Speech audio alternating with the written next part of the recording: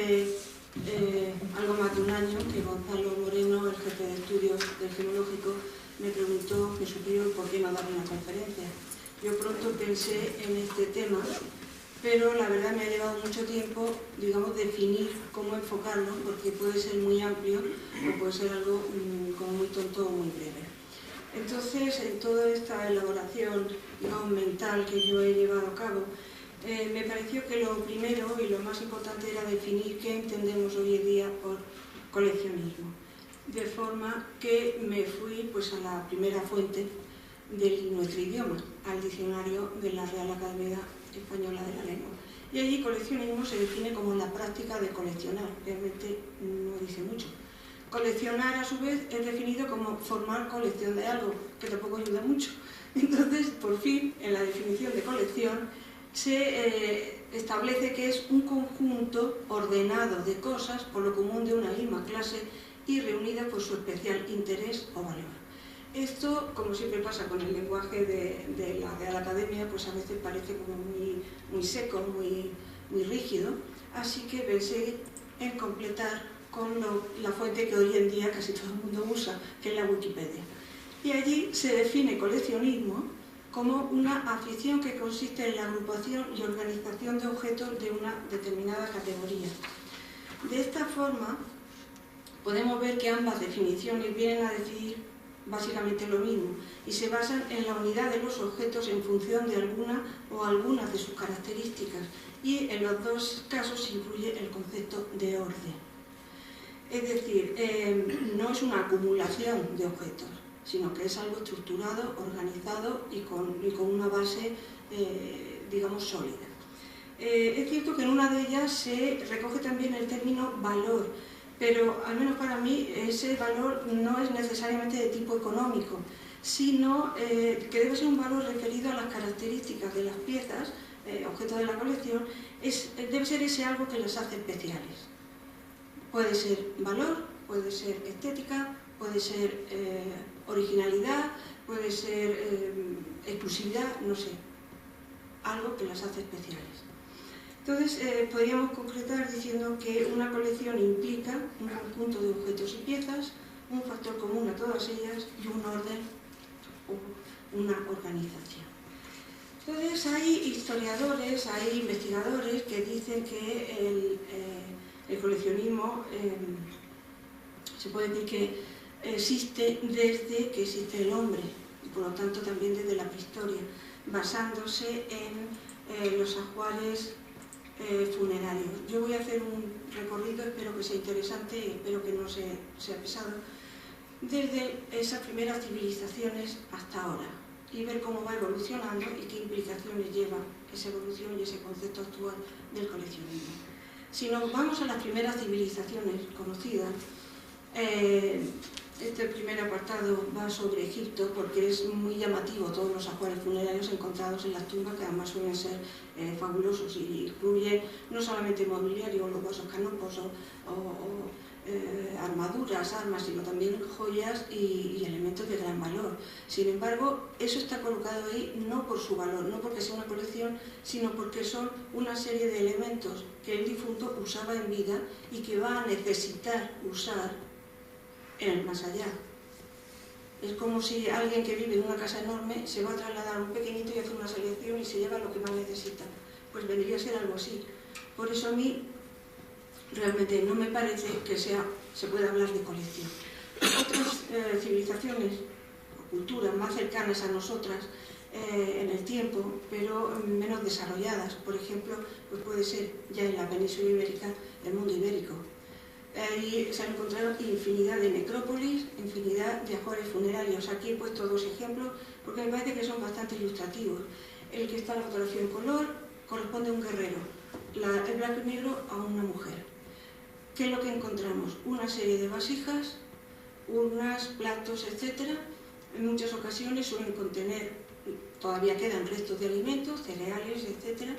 Una serie de, no sé si decir joyas, porque normalmente el difunto se le entierra cuando es por inhumación con sus mejores galas. Cuando es incineración se coloca al lado, no se queman, pero sí se les coloca, porque las va a necesitar en la otra vida. y una serie de útiles o herramientas o utensilios o piezas que definen su profesión y su vida en este mundo. En el caso de la tumba femenina suelen ir herramientas o utensilios que se usan en el hogar y es muy frecuente que aparezcan, por ejemplo, pesas de telar, porque eso es una actividad típicamente femenina. En el caso de los hombres, aparte de algún cuenco o alguna vasija con alimentos, etc., suelen aparecer hebillas de cinturón, armas de diferentes índoles, como podemos ver aquí también. Si ya vamos avanzando en el tiempo y llegamos a lo que se puede decir como antigüedad clásica, sí podríamos hablar de un cierto coleccionismo, pero no individual, sino colectivo. También el individual empezaría, pero muy básico, de una forma muy incipiente. Y también surge, o podemos ver los primeros ejemplos, del comercio de arte. No podemos hablar de otro tipo de colecciones porque es muy difícil, no hay constancia, no hay documentación, ni hay restos. Pero en esta sociedad, yo eminentemente, digamos, dedicada a guerra, a expansión de territorio, la colección de cosas cotidianas como que no digo que no exista, pero como que parece que no termina de encajar, ¿no?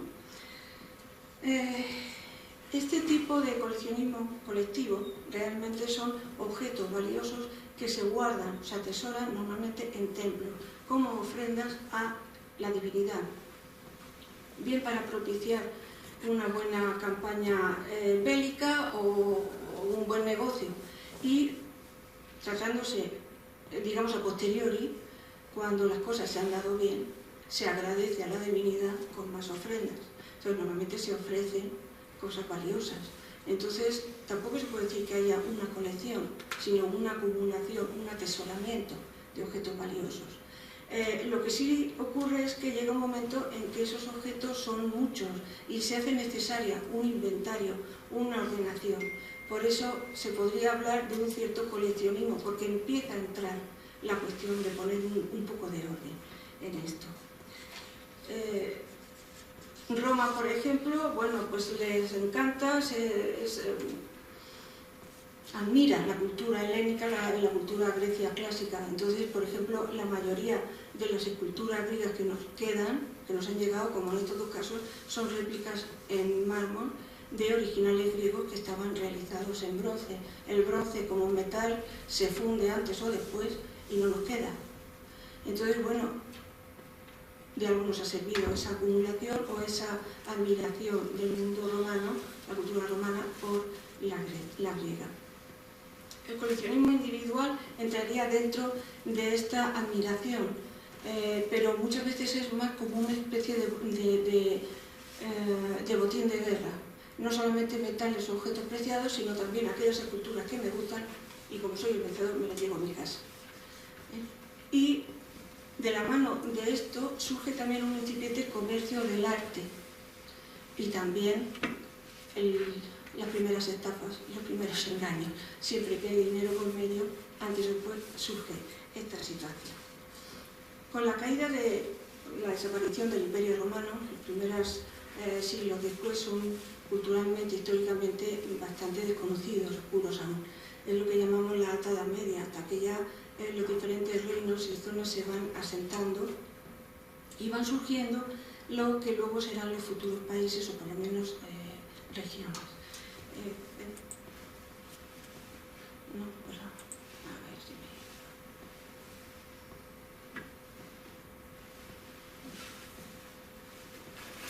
me... No sé qué he hecho. Ahí está. En la Alta Edad Media volvemos a ver el atesoramiento de objetos valiosos o también con un especial valor, digamos, religioso. Entonces ya empezamos a distinguir un poquito. ¿Quién atesora? ¿Quién reúne? ¿Quién puede guardar? No voy a decir coleccionar porque no sería una colección. Pues la realeza, los grandes nobles, príncipes, etc. Y también la Iglesia. Es el otro estamento que puede tener acceso a estos objetos. Aquí en la fotografía, por ejemplo, podemos ver unos broches o trogodos, esos proceden de enterramientos, porque como decía antes, al difunto se le entierra con sus mejores galas y sus joyas.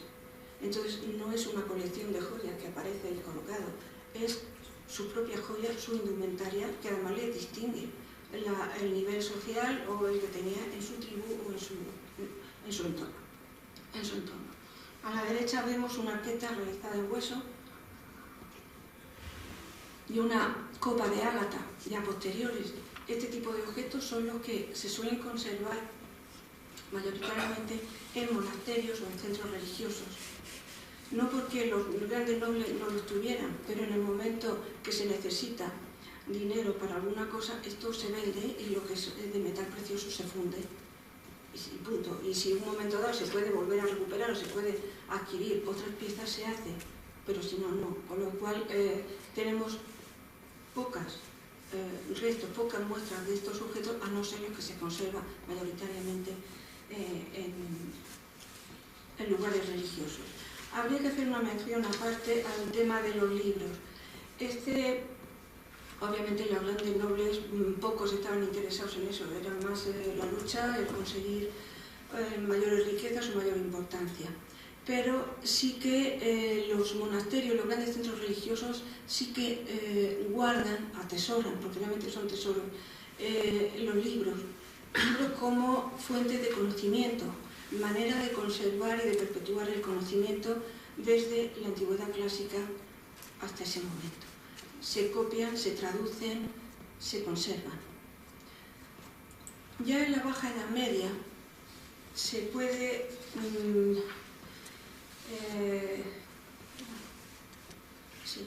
en la Baja Edad Media empiezan a aparecer otros aspectos.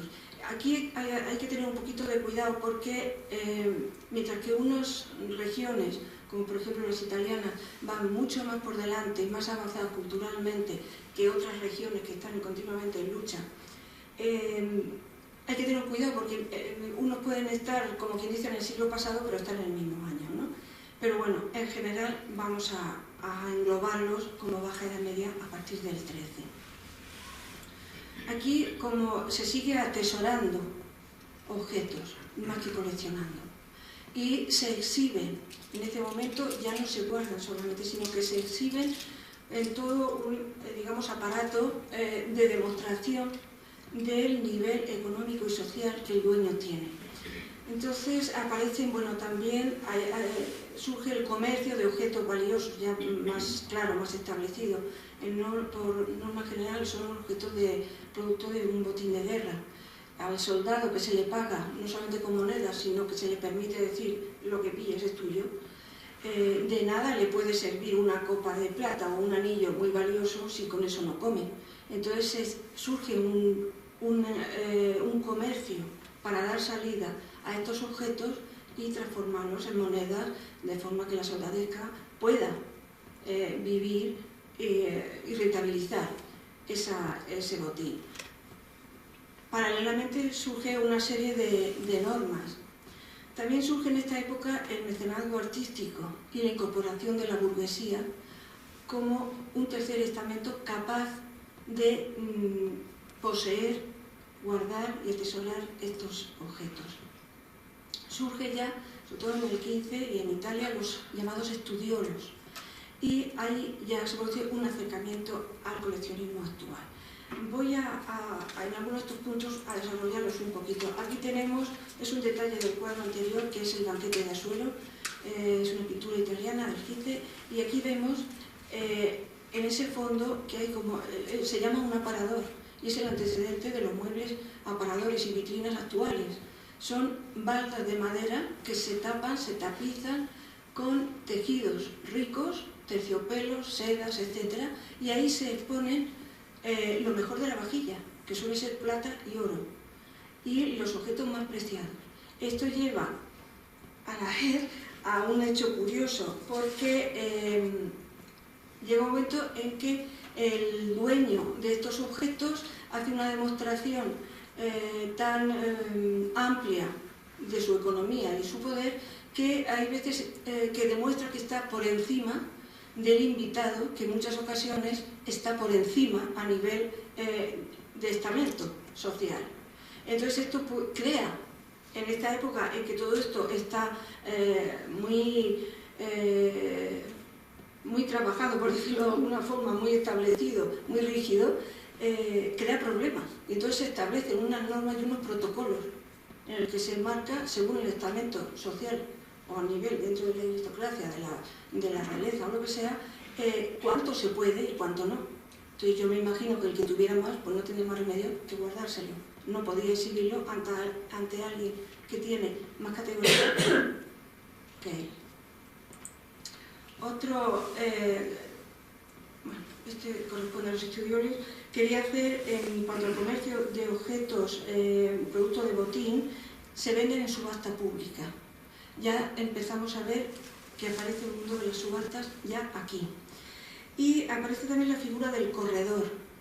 Y los escribanos tienen una función más, y es dar fe de que esos, primero de las transacciones que se hacen, de esas compraventas, y a la vez de que esos objetos son efectivamente fruto de botín. Es decir, que no se trata de un blanqueo, como diríamos ahora, de objetos robados, porque sería muy fácil. Entonces ya vemos especialización en tareas, no voy a decir profesiones, pero sí en las funciones de determinadas figuras públicas. Cuanto a los estudiolos, va también muy unido a la figura del mecenas, el que financia, el que puede pagar el trabajo de un artista que le provee de las buenas obras de arte, y da igual que sea de joyas que de una escultura o un edificio. Eso empieza a funcionar ahora cuando hay una estabilidad económica y hay cierta riqueza económica, si no es imposible. Hace falta estabilidad y hace falta una buena economía. Entonces surgen ahora también y se irá desarrollando con el tiempo. En cuanto a los estudioles, es la primera vez en el que, aunque se siguen atesorando elementos, objetos, ya se le da un cierto orden y se van clasificando por materiales, es decir, objetos valiosos u objetos curiosos, por ejemplo. Curiosos muchas veces vienen de la naturaleza, lo mismo puede ser una concha de Nautilus o un coral o alguna cosa así, ¿no? Es muy variado porque no hay un concepto unitario. La palabra estudiolo designa la habitación, la cámara. Aquí tenemos dos fotografías de un estudiolo procedente de Italia. El trabajo que hay, porque todo esto es madera, son trabajos de Talacea, y dentro están guardados y clasificados esos objetos. Entonces ya empieza a haber también un orden, y no llega a ser estudio, pero sí que ya hay un orden, ya hay un concepto, ya hay una idea de ordenar, de clasificar. Como podemos ver, sigue sin existir el coleccionismo como lo entendemos hoy, pero ya aparecen elementos que están muy unidos a él. Los corredores, las ventas de objetos, y a partir del 15, sobre todo el 16, dependiendo de las zonas, todo esto se desarrolla enormemente. Y incluso llegan a publicarse las primeras normas que rigen estos contratos de compra-venta. Fue la primera vez, fue en Amberes en el siglo XVI. Entonces, como decía antes, depende del nivel o de la evolución social de unas regiones u otras, el que vayamos por delante o por detrás, y a veces parece que vamos como para adelante y para atrás, pero se debe a esto. Ya en el siglo XV, en el XV y XVI, en pleno Renacimiento, tenemos, he pasado,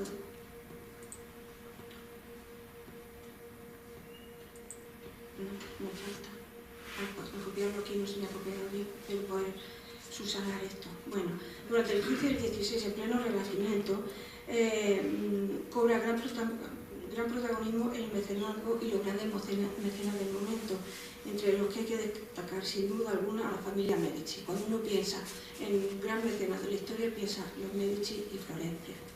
Es en este momento y en esta situación cuando se crea por primera vez un edificio destinado casi desde el primer momento a albergar colecciones de arte. Es la Galería de los Uffizi.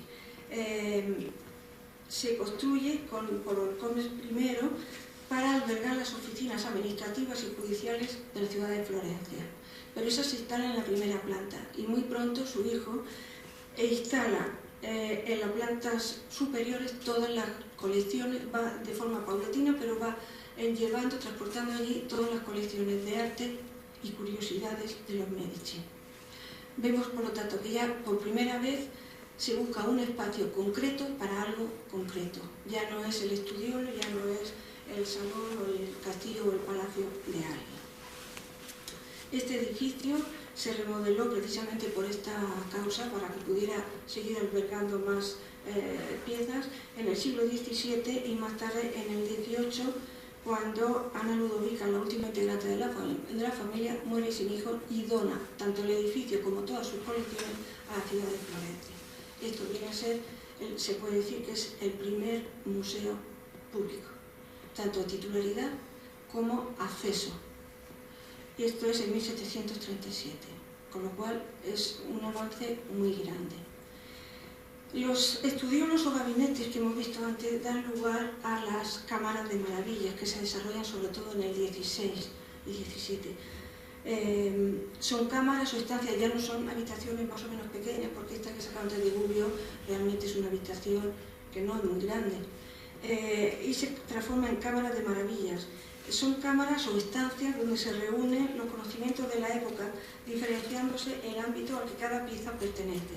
Es decir, aquí ya tenemos una estructura y una clasificación, tenemos un orden. Y ese orden es racional, según un criterio ya establecido anterior, y se guarda, y incluso en algunas ocasiones se permite el acceso al público. Es un público todavía restringido, no es cualquiera que quiera y entre, pero sí que es algo más abierto que solamente el dueño o su familia más cercana. De hecho, a mediados del siglo XVI aparecen ya los primeros tratados sobre este tema, y en ellos se establece que se deben estructurar en tres grandes partes. Una de ellas, naturalia y artificial. En naturalia, ahí entraríamos todo lo que viene de origen natural, minerales, conchas, corales, todo este tipo de cosas. Y en el artificial son objetos realizados por el hombre. Una segunda parte sería Antiquitas o Historia de la Familia, y el tercero son objetos de arte y pinacoteca. Es decir, ya se separa lo que se considera realmente arte de esas otras cosas. Y se va coleccionando, se va guardando, se va estructurando y estudiando. A veces se crean también cámaras de carácter monográfico, que incide más en esto que acabo de decir. Cámaras donde se albergan las colecciones o las agrupaciones de arte, pueden ser armas y armaduras, curiosidades, medalleros, etc. Joyas y gemas no entran todavía. Las joyas se usan y las gemas, si es que se guardan, entrarían dentro de lo que es naturalia, curiosidades de origen natural. Como vemos, ya se puede hablar de coleccionismo, aunque aún pueden observarse diferencias con el modelo actual. Las colecciones son de tipo enciclopédico, reúnen todo tipo de piezas, no son monográficas o pocas veces, y se basan en arte, sobre todo. Son colecciones de titularidad privada y acceso restringido. Sí existe ya la organización y el orden en los contenidos, pero el conocimiento que se desprende de esa organización tampoco es de acceso abierto y además es muy limitado. Hay que esperar a fines del XVI y comienzos del XVII para ver una verdadera sistematización de las colecciones y la existencia de inventarios exhaustivos de las mismas. Destacan en este sentido, hay muchos, pero yo he intentado, todos los ejemplos que estoy poniendo, usar aquellos que nos vienen más cercanos a nosotros, a nuestra sociedad o a nuestro país. Yo destacaría a Felipe II y su primo Fernando II de Austria. Los dos fueron grandes coleccionistas, los dos reunieron, yo diría que las dos mejores colecciones existentes en ese momento en Europa. Felipe II poseía, por ejemplo, la mayor y mejor biblioteca de Europa y siguió acrecentando, comprando fondos de otras bibliotecas, encargando copias, etc. Y las ubicó en el Escorial. Su primo tenía la segunda, más importante, aunque de lejos comparado con la de Felipe II. Felipe II reparte sus colecciones en diferentes puntos, en diferentes palacios o castillos, o como se le quiera, alcázares o como le queramos llamar. Así, en el Alcázar de Madrid ubica el tesoro profano, es decir, reúne allí todas las joyas, marfiles, camaceros antiguos, objetos de piedras duras, etc. Era comúnmente el llamado guardajoyas. Eso sería lo que más nos afecta a nosotros como gemólogos o coleccionistas de minerales, etc. El archiduque Fernando II, una colección más reducida, la concentra en un solo lugar, en su palacio el castillo de Ambras en Innsbruck. A su muerte, antes o después, se terminan desperdigando. Sin embargo, la de Felipe II no solamente no se divide, sino que se acrecienta. Ya en el siglo XVIII, el mecenazgo, he puesto para ilustrarlo pues algunas imágenes de artistas italianos como es el Miguel Ángel o el Leonardo, y lo que habría que ver como la financiación, porque es eso, de los artistas y de su trabajo, y a la vez demostración de ese nivel económico del gran mecenas. Aquí tenemos Felipe II y la biblioteca del Escorial. Él no solamente construye, sino que se ocupa de mejorarla continuamente. Ya en el siglo XVIII, y con la Ilustración, aparecen otros aspectos nuevos. Un hecho clave en este momento es el descubrimiento de las ruinas de Pulano en 1738 y las de Pompeya, 10 años después, con el consiguiente interés que despierta por ver todas estas antigüedades. Es una vuelta al mundo clásico. De la mano de todo esto surge un nuevo estilo artístico, el neoclásico. O sea, como vemos, va todo muy unido. Se promueven estudios e investigaciones arqueológicas, que ahora a lo mejor los arqueólogos sonreímos cuando pensamos en eso, porque realmente se iba buscando la pieza importante y lo demás, lo pequeño no importa, se tira, se desecha. Pero en fin, son investigaciones artísticas, históricas, que hacen volver la vista a la antigüedad clásica, a su estética, a su lengua y a su conocimiento, alejando a la vez el conocimiento con mayúscula del ámbito en el que hasta entonces se había movido, que era el de la Iglesia, en el ámbito religioso. Ahora ya el conocimiento sale de los monasterios, de los grandes centros de estudio, y se reparte, se extiende, se profundiza, se aumenta, sobre todo con la ayuda de la creación de gabinetes y academias, tanto de arte como científicas, naturales, etc. Es la época de los grandes viajes de exploración por los nuevos continentes, y la creación de lo que entonces se llamaban no colecciones sino gabinetes. Había personas, estudiosos, que tenían su propio gabinete, es decir, su propia colección. Lo que pasa es que sigue siendo colecciones muy amplias, no son monográficas, pero sí que hay un verdadero importante interés por conocer y por documentar ese conocimiento. Se abren al público a la vez los primeros museos con colecciones privadas o públicas. Cuando son privadas van unidas a la realeza, la mayoría de ellos. Y se realizan también los primeros estudios de museografía, en los que se habla y se establece cómo se deben exponer y conservar las colecciones que hay. Así abre, por ejemplo, uno de los primeros es el British Museum, en 1759. El del Louvre abre su primera sede en el Palacio de Luxemburgo unos años antes, en el 1750, con las colecciones privadas de Luis XV. Más tarde, después de la Revolución, con todas las piezas, obras de arte, mobiliario, joyas, etc., decomisadas durante la Revolución, se abre ya en la sede actual del Palacio del Louvre, en el 1793. Y ahí ya se establece un orden, una buena exposición de todas estas piezas. Paralelamente, José II de Austria, por ejemplo, abre sus colecciones. No abre un museo, pero sí las hace accesibles al público un par de días a la semana. Con lo cual está bastante bien, teniendo en cuenta que son las suyas privadas. Los museos vaticanos se abren también al público. La National Gallery, sin embargo, ya es un poquito posterior, pero va de la mano de los anteriores, en 1824. Aquí en España hay que destacar la figura de Carlos III. Fue una figura muy importante como, en lo que nos toca, promotor de la cultura, las artes, los oficios, las industrias.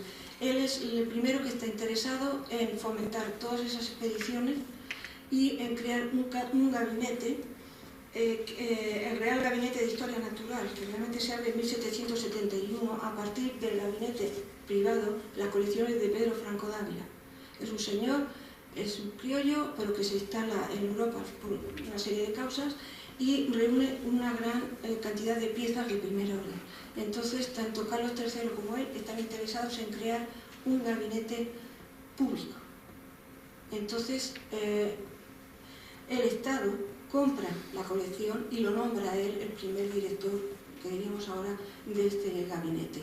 Y él es el encargado de pedir a todas las colonias que desde allí se envíen cualquier tipo de pieza, sobre todo desde un punto de vista natural, pero también cultural, de cerámicas de los pueblos primitivos, joyería, etc., para poder documentar y ampliar las colecciones o las piezas de este gabinete. Se abre también, por impulso de Carlos III, el Museo del Prado. El edificio primero se concibió y se construyó pensando en albergar precisamente el gabinete de ciencias, lo que hoy en día se conoce como el Museo Nacional de Ciencias Naturales, pero al lado del Jardín Botánico, o sea, la idea era total, ¿no?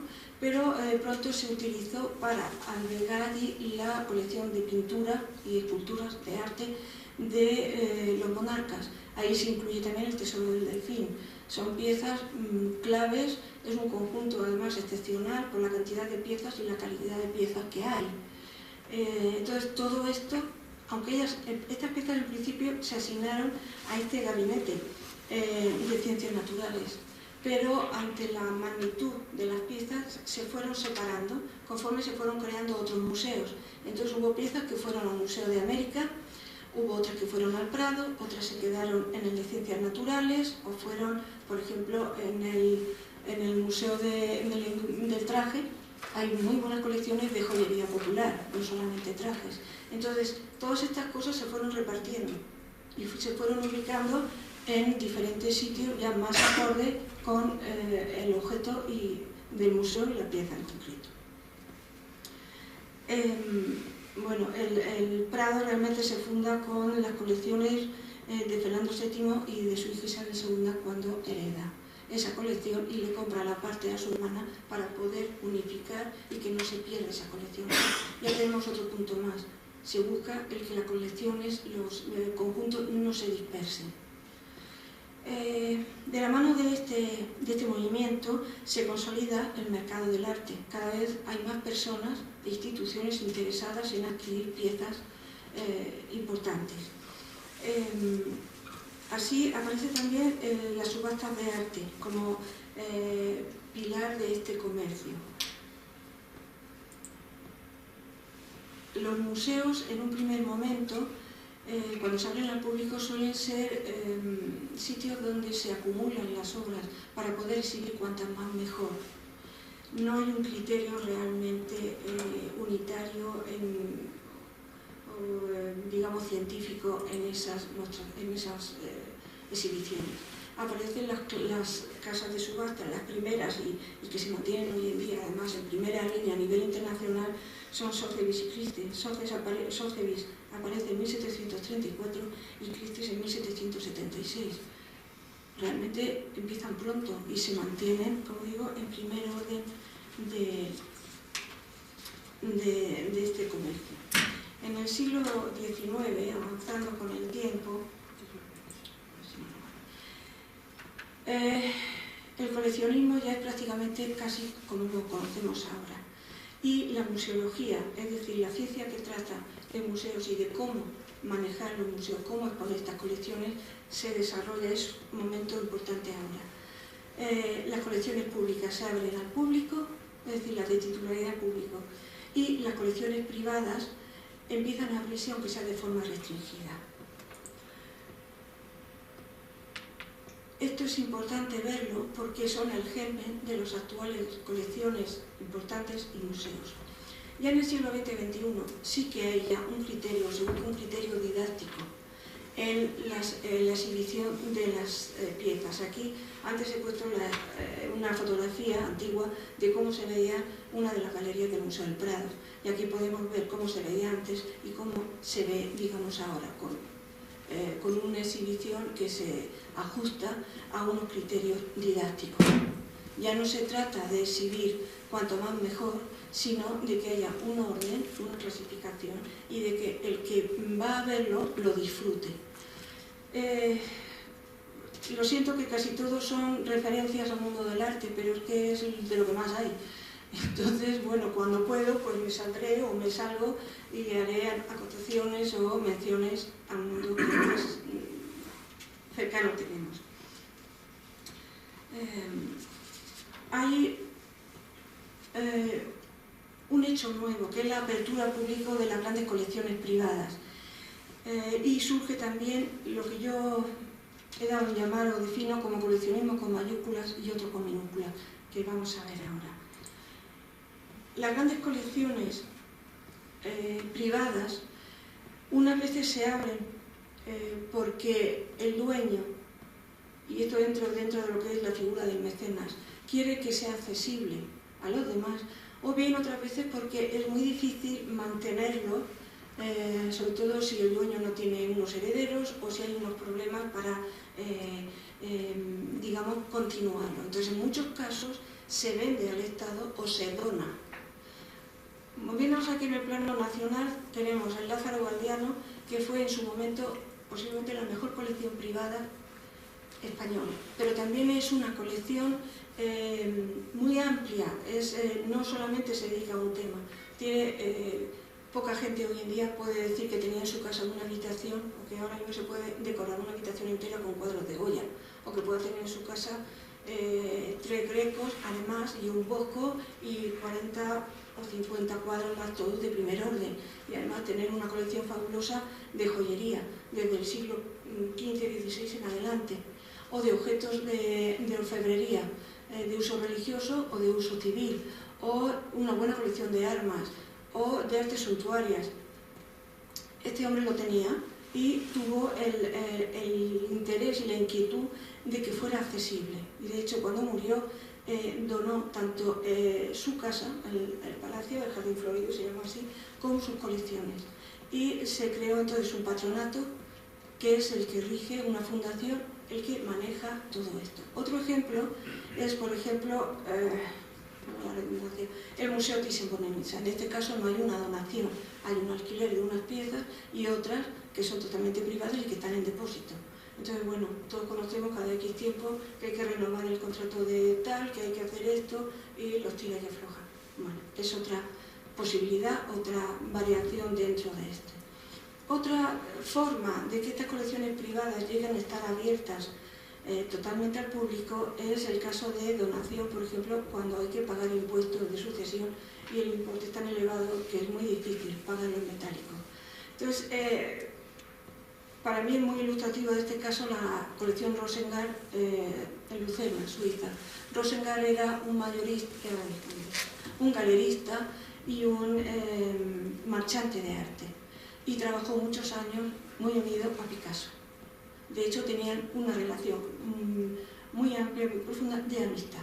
En la fotografía de abajo se puede ver a Picasso con la hija de Rosengart, que fue la que continuó con la actividad del padre. ¿Qué pasa? Eran marchantes, tenían, yo diría que cuadros de arte moderno, contemporáneo, de la primera mitad del siglo XX para aburrir, como quien dice, para dar y regalar. Llega un momento en que, claro, tienen que pagar unos impuestos.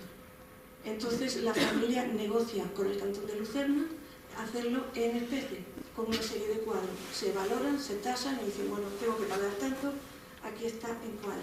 Pero a la vez también en el acuerdo se incluye el que el cantón facilite un edificio donde se puedan exhibir convenientemente no solamente los cuadros que sirven de pago, sino el resto de la colección o la mayor parte de la colección privada de la familia Rosengart. Entonces hay una parte que es propiedad del cantón y otra parte está en depósito. Pero hay cantidad de cuadros de Picasso, de Klimt, de Modigliani, de Juan Gris, o sea, las primeras figuras del arte, sobre todo pintura, de la primera mitad del XIX están ahí.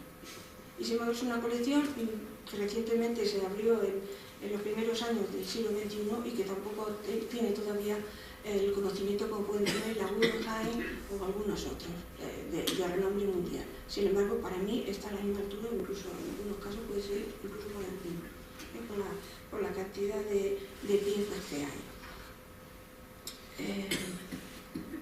No sé cómo voy de tiempo. 10 minutos. Vale. Las colecciones privadas, que normalmente no no son accesibles. Cuando llega un momento en que algunas se donan, como ya hemos visto, y se vuelven públicas y se exhiben en museos públicos. Es el caso de la colección de lozas y azulejos Carranza.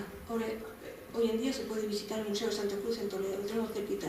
Es una colección muy importante porque reúne lozas, que en un principio a lo mejor no sería como una cosa muy llamativa dentro de lo que es el arte y las colecciones, pero que ilustran muy bien toda la evolución desde el siglo XIV y XV en adelante. Otras, y hay varias muy buenas en España, de platería que reúne tanto piezas civiles como religiosas. Ahí yo destacaría tres: la Vares Fisa, que quizás a nivel de nombre sea más conocida en este ámbito, la Lorda d'Epsen y la Hernández Mora Zapata. En este caso, que aquí ilustra la portada del catálogo, se organizaron dos exposiciones con en torno a 150 piezas cada una. No se repitieron piezas y no se llegó entre las dos exposiciones a exhibir todo. Y son piezas de primera magnitud. Son piezas de joyería, de platería, no incluye, o por lo menos en las exposiciones que se hicieran, joyería. Estas exposiciones permiten, primero, antes de ponerlas, un trabajo de estudio profundo y de catalogación de las piezas, que ayuda luego a catalogar otras, y a la vez su exhibición y su acceso al público en general.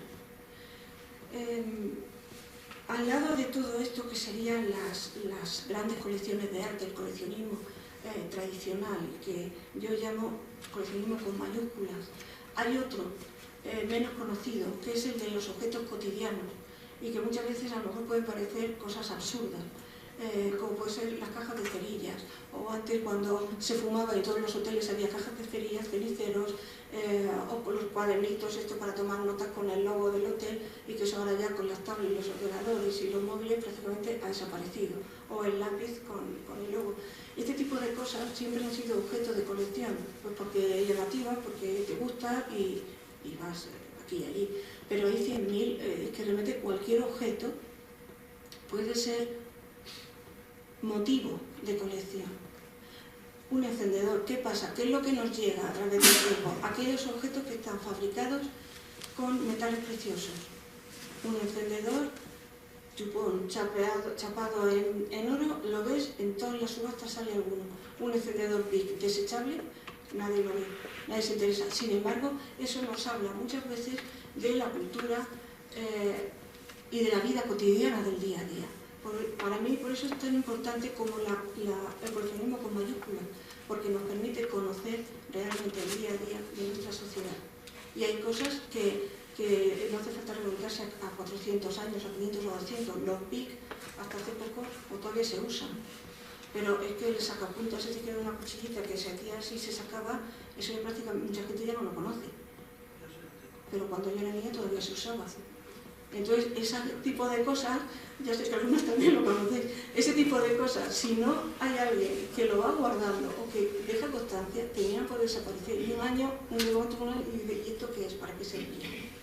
Por eso digo que el coleccionismo es tan importante, tanto el de cosas pequeñas como el de cosas grandes. Y como tengo que ir adelantando, aquí tenemos otros ejemplos.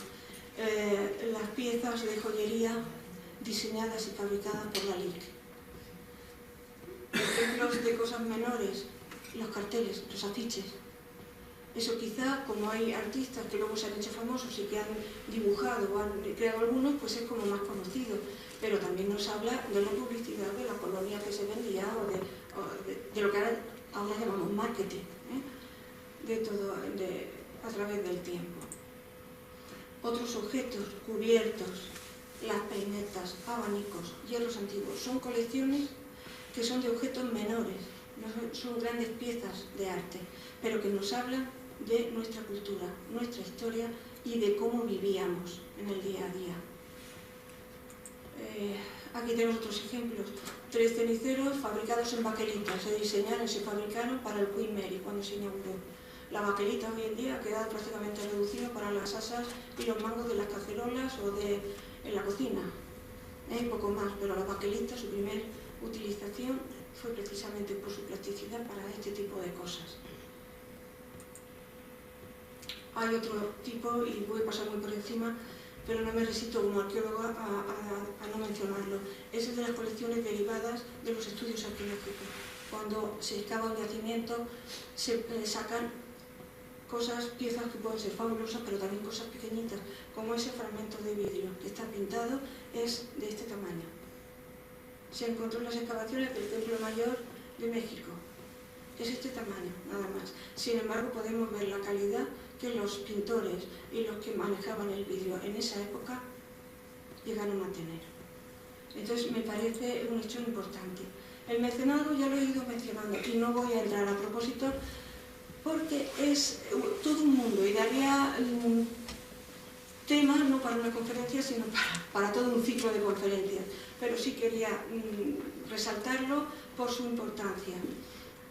Este señor Costantini es un coleccionista argentino que cuando la pasada feria de Arco, Argentina fue el país invitado en la feria y entonces vinieron y se entrevistó a varios coleccionistas importantes. Este hombre, con 200 obras de su propiedad, fundó o dio motivo a la fundación, la creación del mayor museo de pintura hispanoamericana del mundo, con 200 suyas, creo que tiene todavía más de 600. Es decir, y esta es una frase que puede dar pie a muchas interpretaciones, y por eso digo que no, pero sí quería dejar constancia de la importancia del coleccionismo, el que puede tener. Trascendencia actual, y ya voy a ir más rapidita. Tenemos unas consecuencias económicas. Uno es que hay todo un mercado específico, basado y centrado en las colecciones. Otro es su uso como valor, inversión y moneda de pago. Ya hemos visto cómo algunos impuestos se pagan con obras de arte, pero también como inversión. Esto crea, a su vez, que se puedan formar o dar lugar a grandes fortunas y también grandes ruinas, porque en época del boom, igual que pasó con la burbuja inmobiliaria, también hubo una cierta burbuja del arte y de las colecciones. Entonces pueden ser monedas, pueden ser joyas, los precios van para arriba y la gente compra. ¿Qué pasa? Si eso sigue para arriba, perfecto, vendes y haces caja. Pero ¿qué pasa cuando los precios se paran o se desploman? Viene la ruina. No puedes vender porque realmente no cubre el coste, como se diría en términos económicos, ¿no? Entonces, como vemos, sí puede tener una gran importancia en el mundo actual.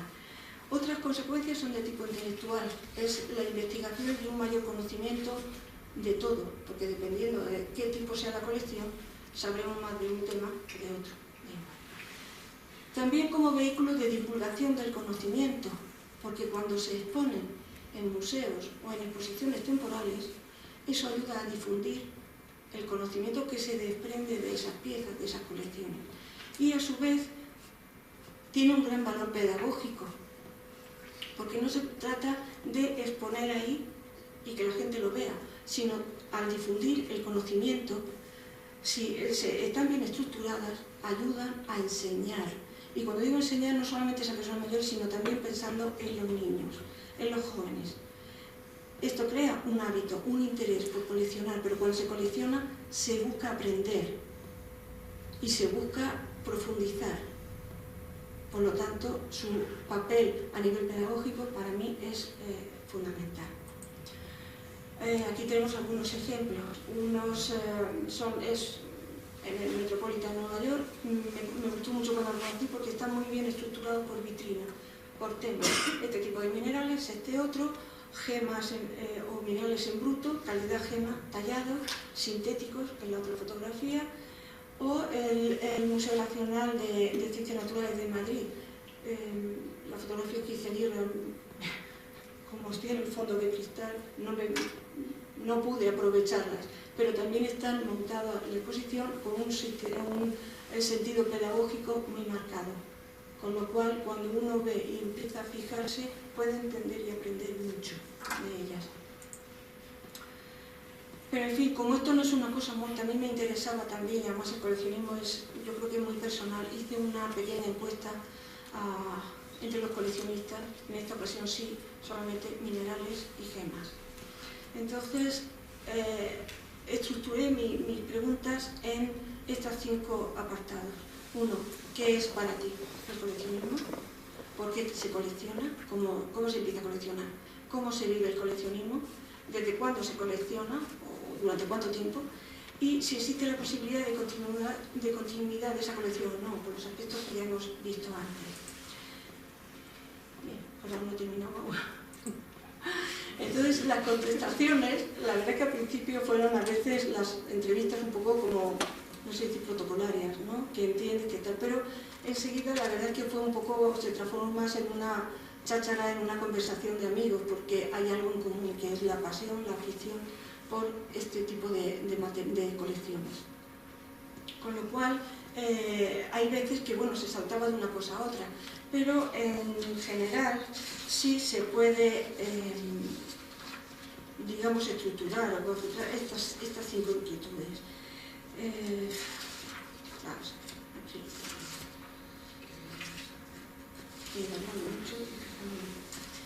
Bien. En cuanto a qué es el coleccionismo, pocas veces se define, pero sí que se habla, y es algo común en todas las entrevistas que he tenido, que es como una necesidad de rodearte de una serie de cosas que te gustan, que te llaman la atención y que te complace también verlo. Entonces eso puede ser válido para este tipo de piezas, de colecciones o para cualquier otra. Pero ahí está. Muchas veces se coleccionan varias cosas. O sea, no es una cosa unitaria. Hay personas que coleccionan varias cosas, otros se concentran en un área. Pero bueno. En cierto modo, la segunda queda contestada con la primera. ¿Por qué se colecciona? Porque gusta, porque uno se siente bien, digamos, rodeado de esas cosas y porque siente interés muchas veces en conocer más. ¿Cómo se vive el coleccionismo? Pues unas veces es una afición, por decirlo de forma light, pero hay veces que es mucho más fuerte.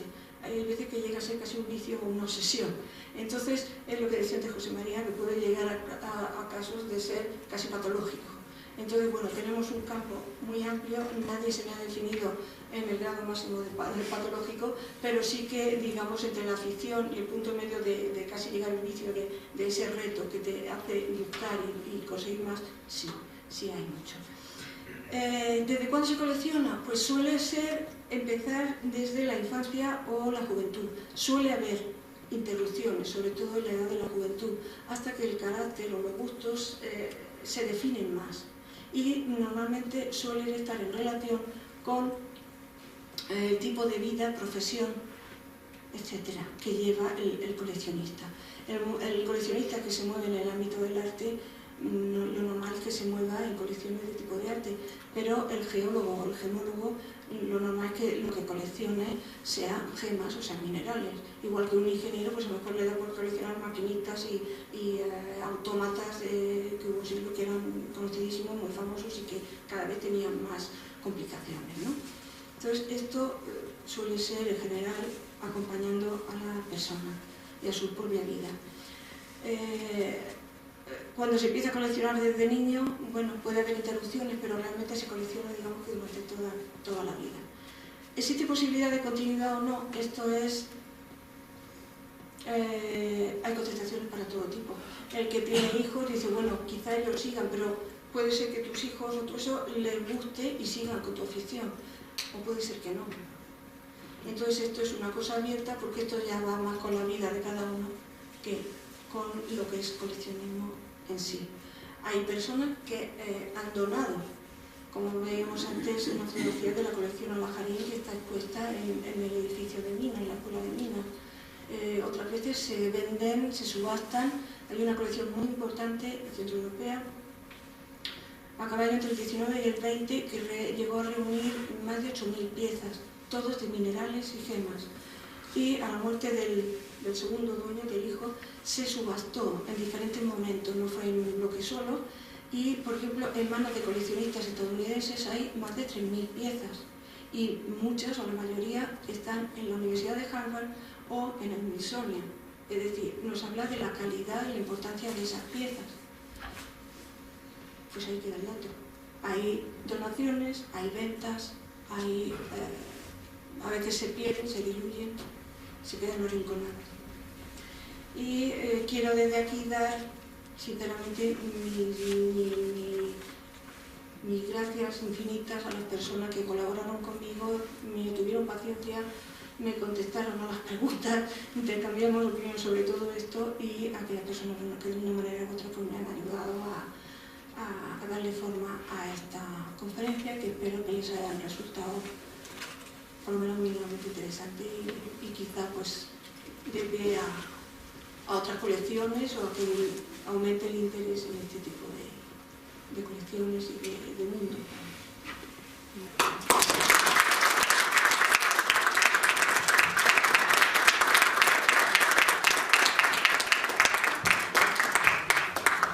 Muchas gracias, Remedios. Reme, para los compañeros y amigos que así se la llama cariñosamente en la casa. Entonces, bueno, ha sido una visión que creo que se queda corta porque el tiempo es el que es, pero que podrías hablar mucho más de ello y que sería verdaderamente interesante. Es interesante y por lo tanto, pues oye, te vamos a hacer casi el compromiso de que vuelvas a hablarnos, pues entre otras cosas, del mecenazgo al que te has referido, y que creo que es un tema francamente interesante por todo lo que conlleva en el arte, como historia del arte y del coleccionismo. Y bueno, el tiempo hoy lamentablemente se nos ha ido. Sé que habría muchas preguntas porque es un tema apasionante, pero no quiero que nos pase lo del último día, y normalmente debemos de terminar el cuarto, ya son y 20, tenemos 10 minutos para desalojar la sala, por lo tanto las preguntas pues las dejamos para que privadamente las puedan hacer a través del correo o a la ponente o fuera, o cuando puedan ustedes. Pues muchas gracias nuevamente, Reme. Espero contar contigo en otra próxima ocasión, hablándonos de todos los temas que hoy no has podido desarrollar por falta de tiempo. Así que te despedimos con un aplauso de agradecimiento.